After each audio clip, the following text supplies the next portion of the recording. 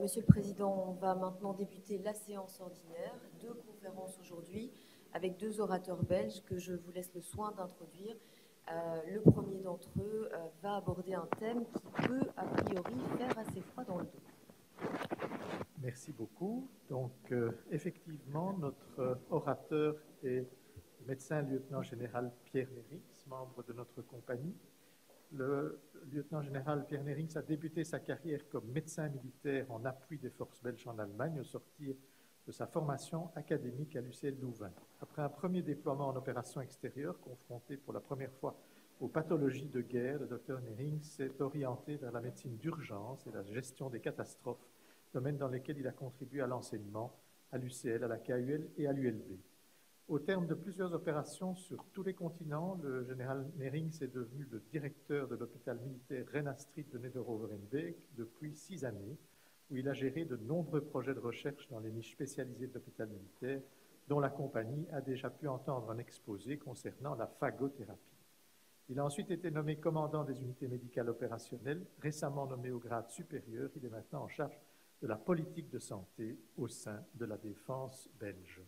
Dans ses fonctions internationales, au sein du Comité international de médecine militaire, comme secrétaire général adjoint, et au sein de l'OTAN, comme représentant belge au sein du Comité des chefs des services de santé, le lieutenant général Nerings promeut les collaborations civiles et militaires étroites dans les domaines de la préparation et de la gestion des crises sanitaires, qu'elles soient naturelles ou intentionnelles, avec une attention toute particulière pour l'International Health Regulation 2005 et le concept One Health, développé par l'Organisation mondiale de la santé, avec laquelle il est en relation.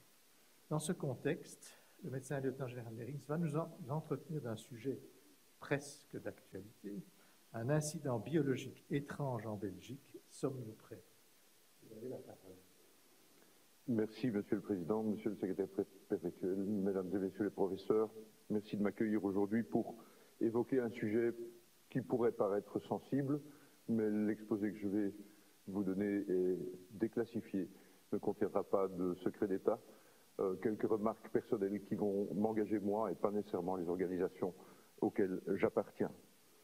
La problématique de l'emploi de la biologie contre l'humanité ne date pas d'hier et est effectivement la conséquence de l'emploi de décédés que l'on catapultait au-dessus des murailles d'une cité assiégée ou sous un prétexte pseudo-humanitaire où l'on déployait des couvertures chez des populations natives, ces couvertures étant imprégnées de variole, ou soit encore tout récemment lorsque on se pose des questions fondamentales sur l'origine de l'apparition de certaines pathologies qui peuvent sembler étranges.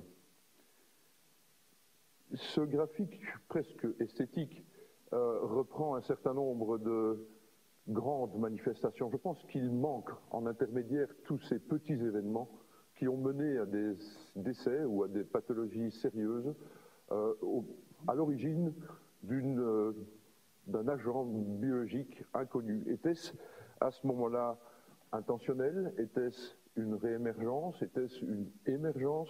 Il va falloir donc se poser un certain nombre de questions.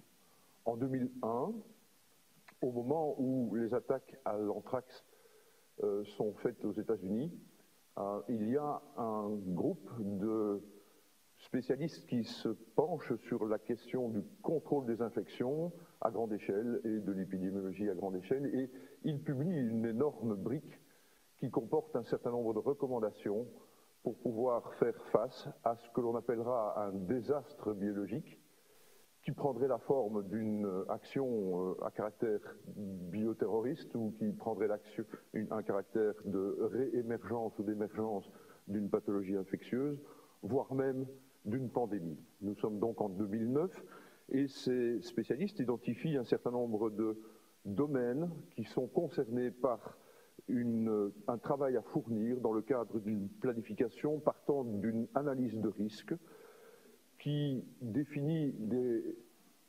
potentiels agents qui vont générer un grand nombre de malades avec une certaine morbidité, voire une mortalité, tout en évoquant les mécanismes de dispersion qui vont rester tant pour les parties ou pour la partie émergente de ces pathologies infectieuses que pour la partie intentionnelle de leur usage, qui vont générer un outil qui va être le plus simple possible pour pouvoir en infecter le maximum.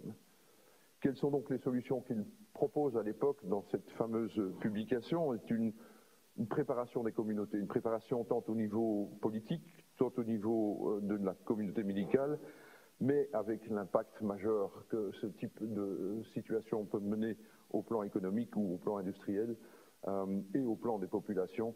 Comment communiquer cette préparation en termes de mitigation du risque, en termes de préparation à la réaction, en termes de réponse que l'on doit fournir au moment de l'apparition de la crise ou à la manière dont on va récupérer. Partons d'un scénario quelque peu tiré par les cheveux. Imaginons un groupe d'illuminés qui décide d'hériter du monde et d'en fait éliminer tout ce qui va les gêner. Partons du principe que ce groupe envisage une action aux Jeux Olympiques de Sydney où des spectateurs, des athlètes du monde entier sont présents et où ce groupe a décidé d'utiliser un virus génétiquement modifié appelé Shiva en raison de ce lien avec une déesse, mais d'un Ebola génétiquement modifié, pour lequel ils vont assurer une dispersion sur la peau, sur les muqueuses, sur les vêtements ou dans les voies respiratoires des patients au travers des brumisateurs qui vont améliorer le confort des spectateurs. Cette maladie est censée être en période d'incubation d'une douzaine de jours, la durée des Jeux Olympiques en fait, le temps que ces spectateurs, athlètes, rejoignent leur pays respectif et commencent à disperser la maladie. Par ailleurs, dans ce scénario complètement tiré par les cheveux, on a aussi inventé un vaccin, mais un vaccin qui va en fait encore générer plus de problématiques puisque ce vaccin est un peu modifié. Scénario complètement fou, en effet, écrit cependant dans un best-seller en 2001 par un certain monsieur Tom Clancy, qui a généré aussi l'apparition de jeux vidéo. Et je me permets de vous signaler cela en disant que je serais très étonné que des mal intentionnés n'aient ni lu ou ni joué à ce type de jeu. C'est ce qui fait froid dans le dos. On met sur la table toutes les bonnes techniques pour réaliser un acte de bioterrorisme. Le très sérieux Institut fédéral de l'analyse des risques, avec son département de sécurité biologique, et déjà rien que ce mot ou ces mots permettent d'envisager un certain nombre de structures dont il faudra se poser la question en Belgique si elles existent ou s'il serait opportun de les développer. Ces spécialistes au niveau allemand, à Berlin, ont développé donc une sorte de matrice d'identification de dangerosité de tel ou tel agent biologique qui pourrait être utilisé, que ce soit en générant un accident ou suite, pardon, à un accident ou que ce soit de manière intentionnelle, et catégorise les différents agents biologiques potentiellement dangereux lors d'un accident ou lors d'une intention malhonnête, en partant du principe que si l'on identifie correctement l'agent, si l'on possède l'agent, si l'on développe des techniques de dispersion correctes, cela va générer un certain nombre de pathologies dans nos populations avec des conséquences, qu'elles soient économiques ou humaines, tout simplement. Et donc il catégorise les différents agents en fonction de ces éléments, de ces paramètres d'accessibilité, de production ou de capacité de stockage, de capacité de diagnostic, parce que dès qu'il se passe quelque chose d'anormal, il faut essayer d'identifier la raison pour laquelle les pathologies se développent, quelles sont les mesures existantes ou encore à développer en matière de contre-mesures, de vaccins, de prophylaxie. Et donc il y a développé à Berlin un certain nombre de réflexes à avoir dans le cadre de ces pathologies biologiques potentiellement utilisées dans le cadre d'une guerre biologique, d'un attentat biologique, ou voire même d'un crime biologique. au même titre que certains pays utilisent le Novichok, d'autres pourraient, ou les mêmes pays pourraient utiliser des agents biologiques pour viser telle ou telle personne ou tel groupe de personnes. Les CDC en Allemagne, aux États-Unis, de l'autre côté de l'océan, ont classé ces agents en 3 catégories. C'est la catégorie la plus, je dirais, simple et banale, c'est celle où il est très facile de disposer d'agents biologiques, il est facile de les produire et de les disséminer, et ça peut générer, oui ou non, un certain nombre de problèmes en termes de morbidité ou de mortalité.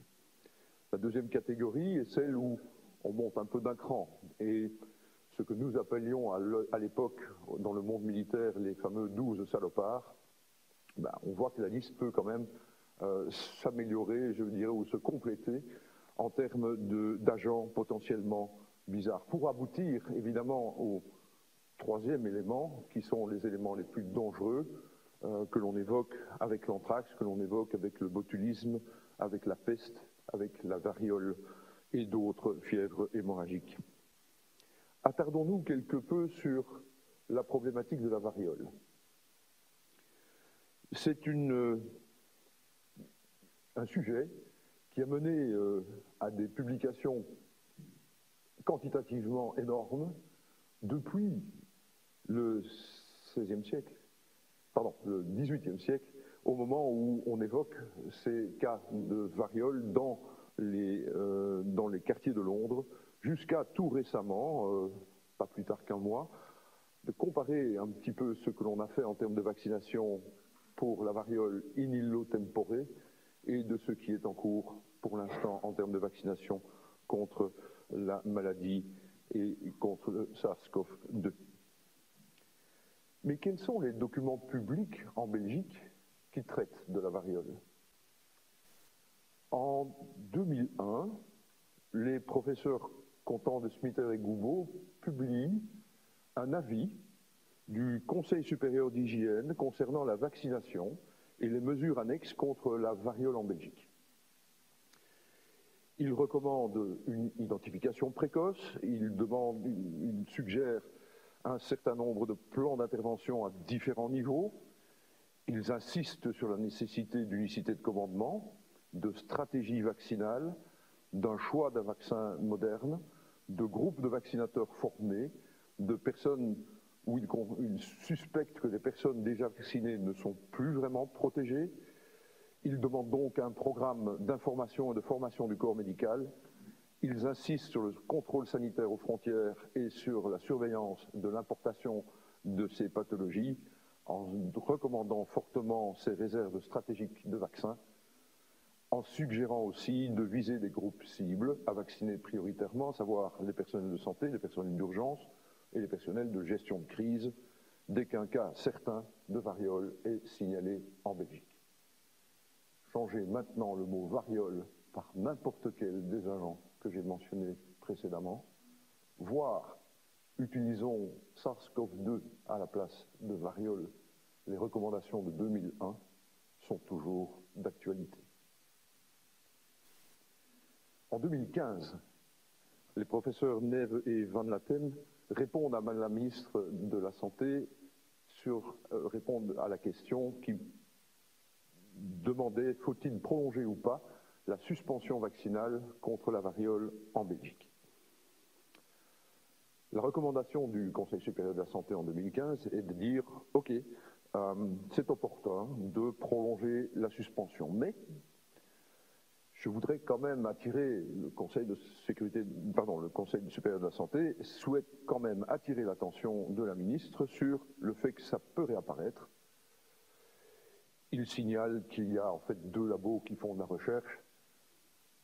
Ce briefing étant déclassifié, je peux vous dire qu'il y a des stocks de variole qui existent dans bien d'autres pays et tout à fait disponibles pour le peu que vous soyez soit riche pour payer un garde ou soit que vous infiltriez ce labo de recherche et que vous puissiez découvrir ou prendre un peu de vaccin ou un peu d'agent lui-même, malgré que le Conseil supérieur de la santé ne signale que 2 labos dans le monde qui travaillent là-dessus. Je peux vous dire qu'il y a d'autres stocks qui existent. Le Conseil supérieur de la santé suggère que comme nous avons des vaccins, à peu près 1 million de doses de vaccins en Belgique, cette réflexion nécessite aussi un questionnement sur ne serait-il pas opportun de vacciner un certain nombre de gens en préalable, au cas où un cas se déclarait, et il laisse cela à l'appréciation de ceux qui ont en charge le plan variole. Quelle stratégie adopter en cas, ou quelle stratégie vaccinale adopter en cas de découverte d'un cas avéré de variole en Belgique? Donc on a bien un plan. On a des vaccins. Et comme nous sommes entre nous, ces vaccins sont détenus au service médical militaire pour la partie dépositaire. Nous ne sommes pas la partie gestionnaire. Il y a des immunoglobulines, il y a des tigettes pour pouvoir vacciner. Et quelque part, on a 72 heures pour réagir. Le premier cas pouvant être diagnostiqué, si on le diagnostique et si on a l'attention attirée par cette pathologie un peu bizarre que pourrait être la variole. 12 jours d'incubation, apparition des symptômes, 15 jours après le diagnostic, il est grand temps qu'on entame une vaccination. Et quel type de vaccination? Est-ce que ce plan est connu des premiers intervenants? Et quelle est notre stratégie nationale en termes de vaccination contre la variole? En cherchant un peu, tout récemment est paru un article de chercheurs qui ont modélisé une attaque au virus de la variole dans la ville de Sydney.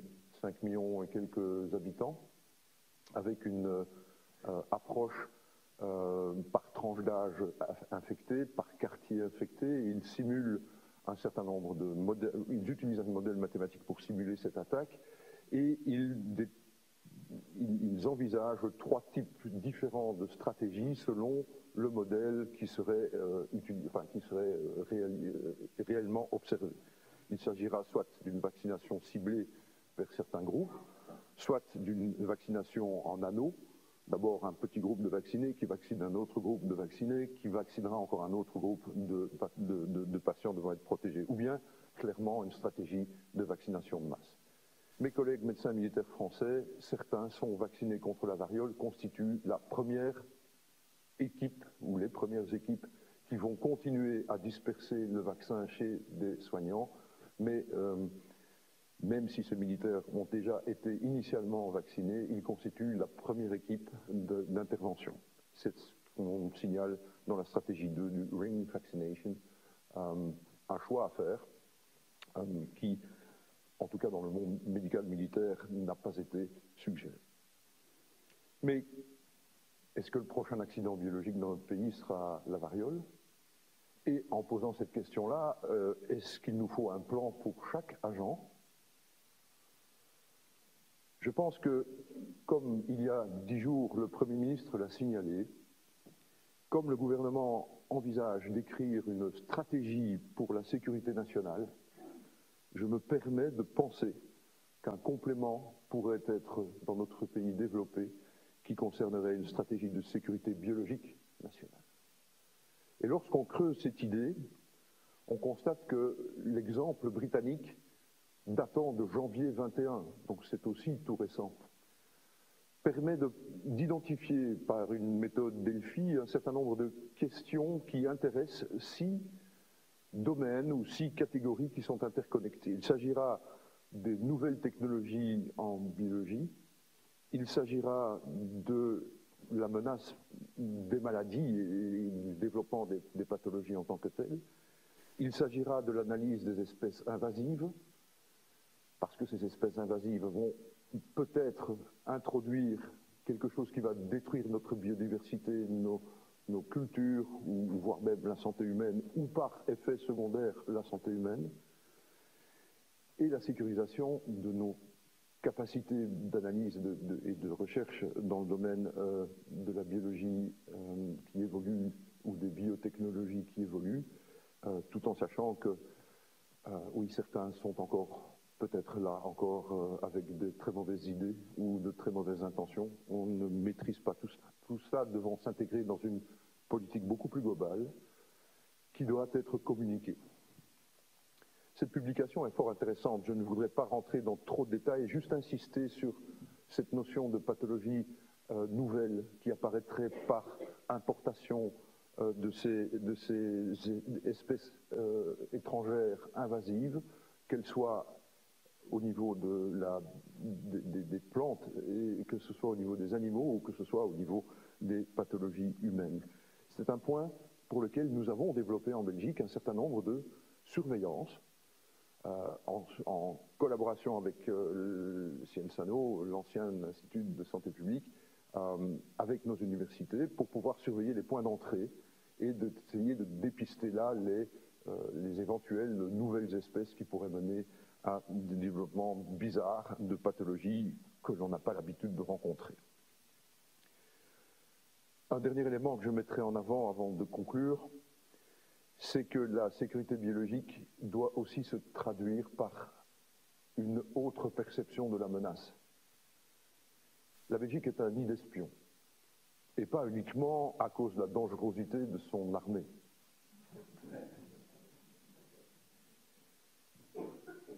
S'il y a donc des 007 license to kill, je me permets de rappeler qu'il y a beaucoup de 997 license to learn. Et que tout ce qui s'apprend chez nous est certainement très noble. Quelle est l'intention derrière? Je ne la connais pas. À titre personnel, je me pose des questions quand j'entends dans les milieux militaires certaines particularités de collaboration que l'on a avec d'autres instituts de recherche. L'industrie se pose exactement les mêmes questions. C'est pourquoi j'aurais tendance à m'imaginer qu'en Belgique, on essaye de développer une stratégie de sécurité biologique qui va comporter dans ces éléments, dans ces catégories évoquées par les Britanniques, mais pourquoi inventer l'eau chaude? On peut sans doute peut-être développer d'autres catégories qui nous intéresseraient, que ce soit nos décideurs politiques, que ce soit nos autorités académiques, nos industriels, les sociologues, les communicateurs, les institutions de recherche. Et vous voyez que chacune de ces petits nuages, de ce petit cloud, peut être colorée de ces différents éléments qui composent ce qui doit constituer une sécurité biologique dans notre pays. On ne peut pas le faire sans parler de One Health. Cela concerne tout le monde. Ça concerne la biologie, ça concerne l'environnement, ça concerne les animaux et ça concerne l'humain. Et je pense que l'on a là un rôle, tous, dans nos disciplines respectives à jouer. Et je suis prêt à conclure en disant que si j'ai commis une faute contre la connaissance parce que je n'avais pas la notion qu'il existait dans notre pays une sécurité biologique prévue, mais je suis désolé d'avoir enfoncé une porte ouverte. Si par contre, j'ai identifié une faiblesse dans notre système ou un maillon faible, c'est ce qui rend la chaîne la plus forte, c'est la force de tous ces maillons. Dès qu'un maillon est faible, la chaîne va casser. Je pense que l'on a ici l'opportunité, au travers de la compagnie, de stimuler nos autorités pour dire qu'il faut réfléchir à une stratégie de sécurité nationale au plan biologique. Je pense que dans nos disciplines respectives, nous avons tous un morceau du puzzle. Je ne suis pas convaincu qu'il y ait un organisme aujourd'hui qui est capable de dire « je peux tout faire ». Et j'espère stimuler la compagnie en disant « tout le monde, dans nos disciplines respectives, devons nous poser la question « est-ce que ce que je suis en train de faire rentre dans le cadre d'une sécurité biologique ?» et s'il y avait une lacune identifiée, comment vais-je y remédier? On ne sait pas ce qui va nous arriver en termes d'agents, on ne sait pas quand ça va nous arriver. La seule certitude que je peux vous donner, c'est qu'il y aura une deuxième crise ou une prochaine crise. Je vous remercie pour votre attention.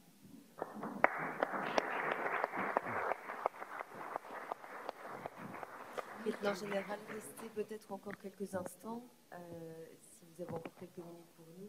Je pense qu'on va avoir des questions des académiciens. Qui a une question? Professeur Couli et ensuite pour vous, Madame Meunier. Professeur Meunier, pardon. Merci beaucoup, Général. Est-ce que en Europe, l'un ou l'autre pays, vous avez cité un travail anglais, est clairement mieux préparé. Et puis, quid des États-Unis, puisqu'on les cite toujours, est-ce que les citoyens américains sont mieux protégés que nous, réellement?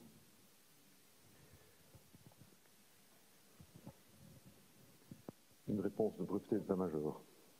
Répondre à une question par une autre question. Non.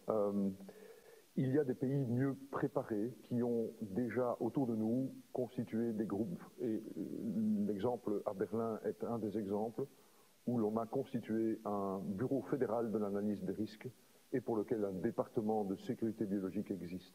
C'est déjà là une prise de conscience nationale d'un problème majeur. La France a développé des plans aussi. Ces plans ne sont pas nécessairement secrets.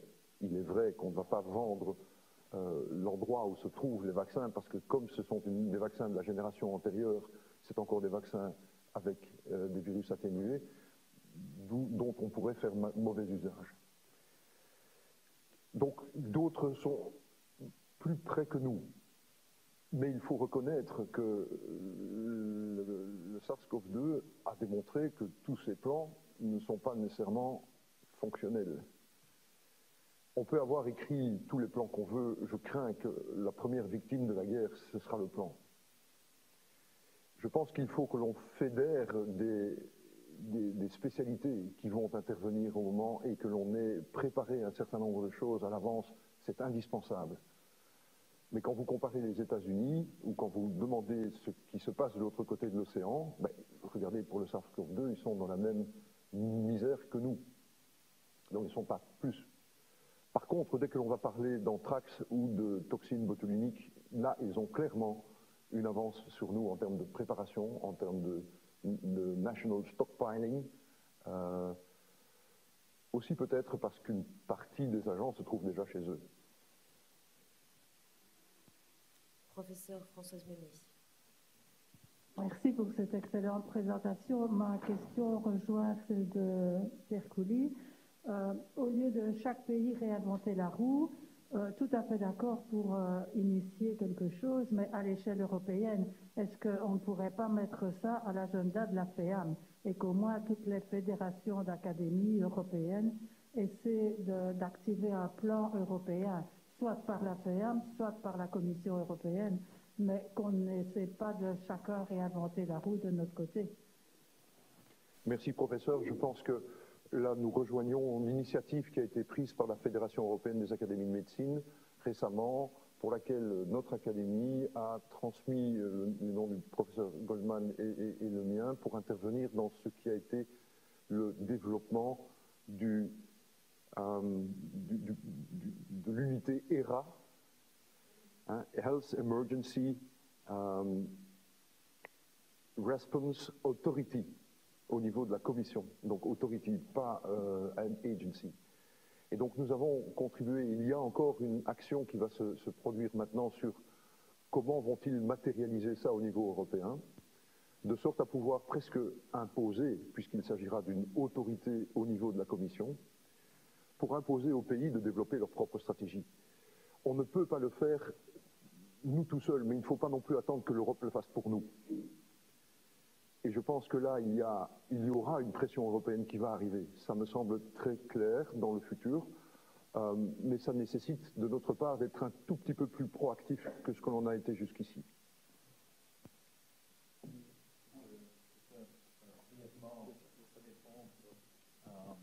Merci pour votre conférence et merci pour la question. En fait, la Commission européenne a débloqué des fonds énormes. Au début, 5 milliards, mais ça va arriver à 50 milliards pour les 6 années qui viennent, pour cette autorité qui s'appelle HERA. Et maintenant, la question, c'est de la faire fonctionnelle. Oui. D'être absolument sûr que cet argent va être dépensé et qu'il y a une autorité, qu'il y a une chaîne de commande, qu'il y a des mesures qui sont contrôlées et implémentées. Et alors, la Fédération des académies de médecine est impliquée dans l'avis exactement sur ce problème, mais je ne peux pas garantir que ça va aboutir à une vraie autorité qui fonctionne ou à une agence consultative. Ce qui ne nous empêche pas de développer notre propre profite de l'occasion pour simplement informer les membres de la compagnie que le professeur Constantinescu, qui j'espère sera élu au cours de cette séance comme président de l'Académie de médecine de Belgique, est devenu le président de la FEAM, de la Fédération européenne des académies de médecine, que Mme Dominique Bron, qui est ici, est vice-présidente de la FEAM, et que simultanément SAPEA, qui est Science Advice Policy, qui est la coupole, si vous voulez, de plusieurs académies, de toutes les académies, et qui est l'élément directement, qui est le conseil officiel direct de la Commission européenne pour toutes les matières de recherche, est présidé ou va être présidé également par le professeur Constantinescu. Donc la Belgique se trouve dans une situation qu'on peut qualifier de stratégique pour justement assurer ce type d'initiative et pour essayer de faire bouger les choses. Ceci dit, j'étais jeudi avec M. Van den Broek, notre ministre fédéral de la Santé. J'ai eu l'occasion de le taquiner un peu avec Madame la présidente de la KGB en lui disant « mais on vous a envoyé un plan en demandant qu'on vaccine obligatoirement tout le personnel de santé. Où est-ce que vous en êtes? Vous avez déposé un projet de loi? Où est-ce que vous en êtes ?» Et il me répond « ah oui, mais c'est très bien, mais vous savez, tout ce qui concerne le curatif et la protection du personnel, c'est ma compétence. Pour ce qui concerne le préventif et primum non nocere, c'est la compétence des régions et c'est là que je suis tout à fait bloqué. Alors nous sommes en train, avec mon cabinet, d'essayer de trouver une loi qui contournerait cette limitation institutionnelle. Ceci dit, il est totalement convaincu, il est tout à fait supportif de cette obligation. La médecine, c'est primum non nocere. Donc, Monsieur Mounen, vous voulez... Bon, voilà. Mais je ne vais pas y revenir. La seconde, c'est qu'il y a un autre aspect qui me paraît important, c'est la communication. Nous avons eu dans la presse des tas d'experts, de faux experts, d'experts partiels, de gens qui ont raconté des sornettes, des bêtises. Alors, qui est en charge d'une communication structurée, officielle et scientifique? Parce que les réactions de panique, les antivax, c'est aussi des réactions de panique. Et il me paraît qu'indépendamment des aspects strictement biologiques, les aspects sociologiques et de communication ne doivent pas être négligés. Bon, la presse n'a pas été fabuleuse là-dedans. Professeur, il n'y a pas de directive, il n'y a pas de structure de commandement. On a créé des structures pour gérer cette crise-ci en fonction de la situation. Et je ne dis pas que c'est une erreur. Je pense que l'erreur a été de ne pas y avoir pensé avant. Vous connaissez comme moi la lasagne institutionnelle de notre pays. Là aussi, il faut à un moment donné pouvoir donner une structure de commandement claire, et c'est ce que recommandaient les membres du Conseil supérieur de l'hygiène en 2001, l'unicité de commandement, pour dire c'est comme ça que l'on va faire, quand bien même, maintenant vous évoquez aussi la communication, je l'évoquais tout à l'heure avec le professeur Meunier, nous sommes de mauvais communicateurs. Nous n'apprenons pas bien à vulgariser certaines évidences scientifiques. Et on ne nous croit plus trop au travers des réseaux sociaux. Et je pense que là aussi, il y a un effort à faire en termes d'assistance par des communicateurs qui savent clairement comment s'adresser à telle ou telle audience, parce que nous sommes, au travers de nos compétences technologiques ou techniques, d'excellents spécialistes, d'excellents experts, mais de mauvais convaincants. Nous ne sommes pas convaincants. Donc en termes de sécurité, en termes de stratégie de sécurité, il faudra définir une autorité et dire que c'est le Premier ministre, le gouvernement qui est en charge, donc le niveau fédéral.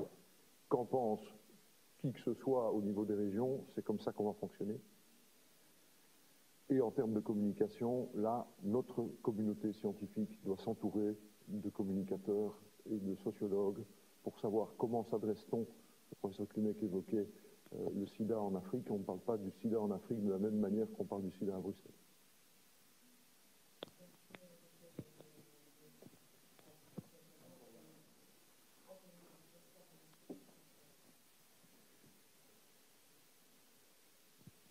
Merci pour votre présentation. Vous avez parlé de vaccins anciens ou... je me posais la question, quelle est la date de péremption? Et j'ai bien entendu que vous êtes le dépôt des vaccins et pas le distributeur, mais je me suis dit que après avoir vu la destruction des réserves en masques en Belgique, que ce serait peut-être intéressant d'utiliser ces vaccins variole avant la date de péremption et de ne pas les détruire. La date de péremption initiale est reportée d'inspection en inspection par les autorités compétentes, pas par la défense. Nous n'avons pas la mission de la FNPS ni de la santé publique. Ces vaccins sont considérés comme étant encore valables et prolongés de autant à autant, pour autant qu'il y ait des échantillons qui soient prélevés et qui soient testés, d'une part, d'autre part, la surveillance du stockage et de la manutention de ces doses. Cependant, on sait que cette génération de vaccins n'est plus d'actualité. En 2015, les professeurs Neve et Van Laten recommandent une nouvelle acquisition. Je n'ai pas été informé qu'un nouveau marché public ait été lancé. Les avancées technologiques dans le domaine de la vaccinologie et en particulier de la vaccinologie contre la variole permettraient sans doute d'évoluer vers une autre génération de vaccins qui simplifiera sans doute pas mal de choses en termes de complications, en termes de risque vaccinal, qui rassurerait l'injecteur, parce que je suis particulièrement tracassé de savoir que je vais distribuer quelque chose qui va peut-être générer un problème. Ce n'est pas moi le responsable, mais j'arrive pas à trouver une autorité qui va me dire « that's the way we go ». C'est très militaire, mais dans ces situations-là, il ne faudra pas trop se poser 48 questions et tourner autour du pot. Les gens vont commencer à mourir, et au plus vite on vaccine, comment, avec quel vaccin, ça va influencer notre stratégie vaccinale complète. Et je pense qu'il est temps qu'on se penche sur le